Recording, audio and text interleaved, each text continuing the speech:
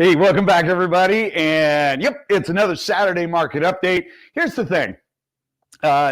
When people look at what's going on in the market, and there is a lot of information out there, and some of it is, well, complimentary, and some of it's not.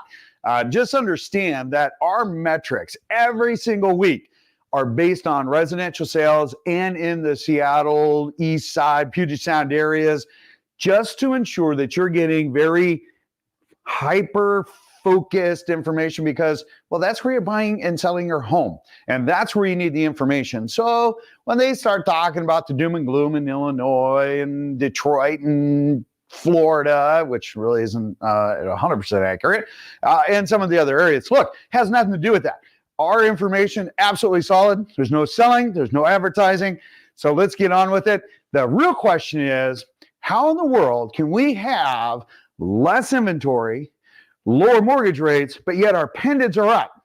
And that's what we're going to go over, and we're going to take a look at some of what is happening so that you can, well, plan for what needs to happen so you can make the best business decision for you and your family. There we go. I knew I could spit it out. All right. So, excuse me. Let's take a look at our first little thing here. So when we take a look at, so mortgage applications are up. No kidding. And building permits are on their way up. And again, no kidding. Look, we said that when interest rates would hit 6.6, 6.8, all the buyers, that pent up demand was going to come out. And they have, as predicted back in September, October. This will continue on all the way through Q1, the first quarter. Our spring market, okay, for the sellers out there, our spring market has already hit. Normally, we really see that more towards the end of February, first part of March, tapers off mid-May as, you know, the vacation trifecta and whatnot happen. But right now, we're seeing our spring market. So we're seeing a lot of activity. And with the 10-year Treasury hitting that 4% mark, which is kind of an important mile marker, even though bonds did not do very well, that clearly is going to show us that our rates are probably going to stay in the mid sixes, 6.6, 6.7, 6.5. I guess that's mid six. And those are the rates that we're probably going to see for a while until we start seeing some slightly different metrics and the Fed decides to keep their lip zipped as to what they're going to do because they're hot to cold, who knows, right? I don't know. I don't even think they know half the time. They just make stuff up. Anyway, I'm just kidding. All right, moving on. So when we come back, we take a look at some of this. So when we talk about better rates, listen to this. Basically, you're able to afford, right? $400 more in qualifying power, or for the same price, you're spending about $400 less per month than what you did just back in October, which is massive and why a lot of buyers are out. And so as you're looking at in pricing, remember, price is the first impression a buyer has of your home. Keep that in mind. All right, let's move on here. Let's get back. Let's take a look at this. So our chart clearly showing what we have going on as far as trending. And as you can see, it is a normal seasonal trend. Okay, so when we take a look at just the average of the last 7 days for single family only, look, we've got 729 homes that are new on the market. When we come down here, look at this, we hit our 1,000. So we've got 1,000 homes that went pended, and then of course 479 that have already closed. Unfortunately, we've had a couple of sellers, 49 that expired and 64 that canceled, and then 82 that the seller lost their buyer, so they're back on market again. So even as we look at these numbers for January, we're absolutely just doing a phenomenal job at 1,000 homes versus what's new coming on. And that's why we're only at 1.8 months of inventory when we should be at 4 to 6 months.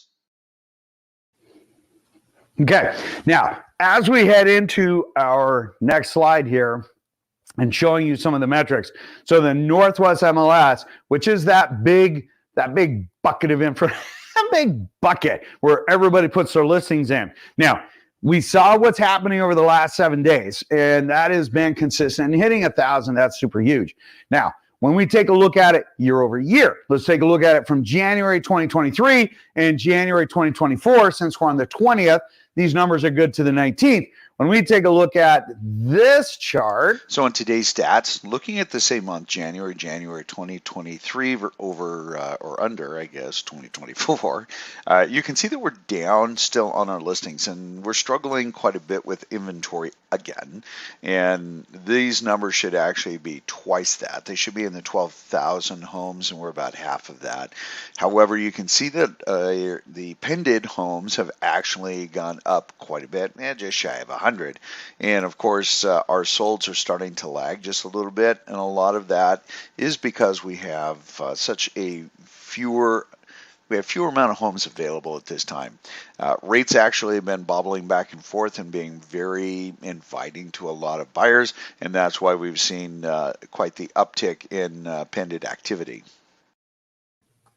All right, had to get myself back on that screen and off of the other screen there. So when we take a look at the metrics of what's happening in the MLS, again, we're seeing that increased pended activity, and a lot of that's because interest rates. Well, almost all of it is interest rates. Look, our inventory is super low, but when we take a look at what's going on with new construction, okay, so we can see right here, interest rates at that lower screenshot, interest rates themselves has a big impact, even with the builders, because it allows them, what flexibility, how can they put themselves in front of existing construction?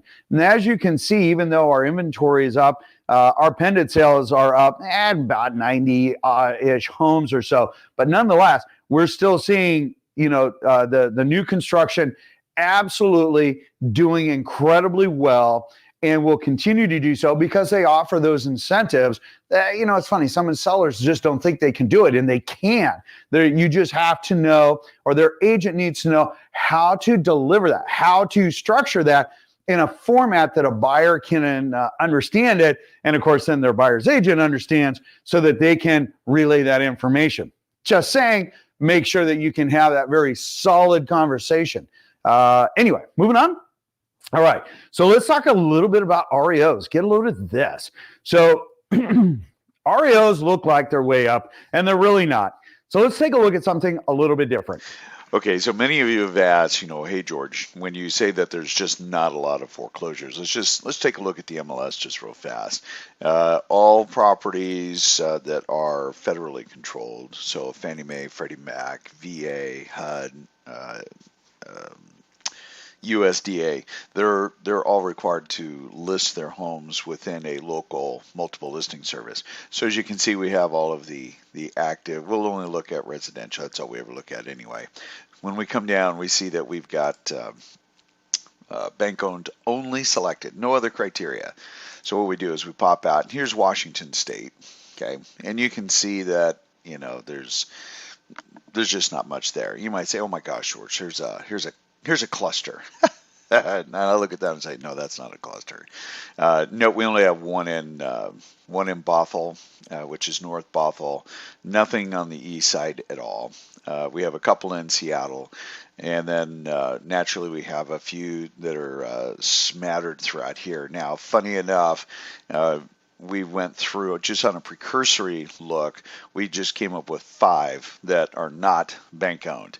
So if you happen to own a property in Auburn or Bellingham or out on the peninsula, or maybe even in the Kent area, and I think one in actually Spanaway, you may want to check with your agent and ask them to make sure that you're not listed as a bank owned home when you are not a bank owned home. But as you can see, there's just not a whole lot there. So if you have any questions, reach out. In the meantime, let's continue. All right. So hopefully that was a little bit helpful. And now let's move on to mortgages. What are mortgages doing today? What's going to happen? But naturally, before that, let's get this out of the way. Look, if you're looking for super accurate and amazing information, look, this is the best place to get it. Again, You get to see the metrics. You can go back to our hundreds of videos before. Make sure that you are looking at the trends, again, so you can make the best business decision for your family. Let's talk a little bit about financing. Let's talk a little bit about Freddie Mac. Okay, so when we take a look at Freddie Mac and when we take a look at some of the other financing that is available through other lenders, you can see that our rates have been, well, they've been suffering a little bit this last week. Bonds have actually, well, they've gone down. The 10-year Treasury is performing consistently. It's actually above 4%, just barely, which means that our rates are probably going to stay pretty close to this for a little bit. Hey, remember, you need to watch the video. 5 questions to ask when getting a mortgage rate. I'm just telling you, it's super important. When we come down here, again, the reason you need to watch the 5 questions you need to ask, look at this, conforming loan. You look at this at, at 6.375, and that costs you 1 point to get there, but there's also strict criteria that it takes to get that, and that is what you need to know. How much down? If this requires a 30% down and you have a maximum of $746,000 loan balance, you may not fit this loan program, but yet they have got you in to communicate with, and then many times they're able to capture you, hence the word marketing. Over here you can see that we have some pretty aggressive rates, but there's also some significant costs that go with them. So understand, as you're looking at and getting quotes for mortgage rates, hey, look, it's a free video, and we'll post it down below. 5 questions to ask, and make sure that you take a look at it. Hey, provide us any feedback. In the meantime, let's keep on rolling here. All right, now it's going to be a great weekend today. There's going to be no rain today, Saturday. Make sure that when you guys are out there, be safe. It is still pretty chilly out there. If you have questions, hey, put them down below. Feel free to reach out. We normally answer them within about 30 minutes, except for on Sunday. Anyway, if you have any specific topic that you would like to have covered, hey, let us know. Again, we just really want to hear what you have to say. In the meantime, you guys have an absolutely beautiful weekend. Remember to like, subscribe, and share, and I will see you on the next video. Take care.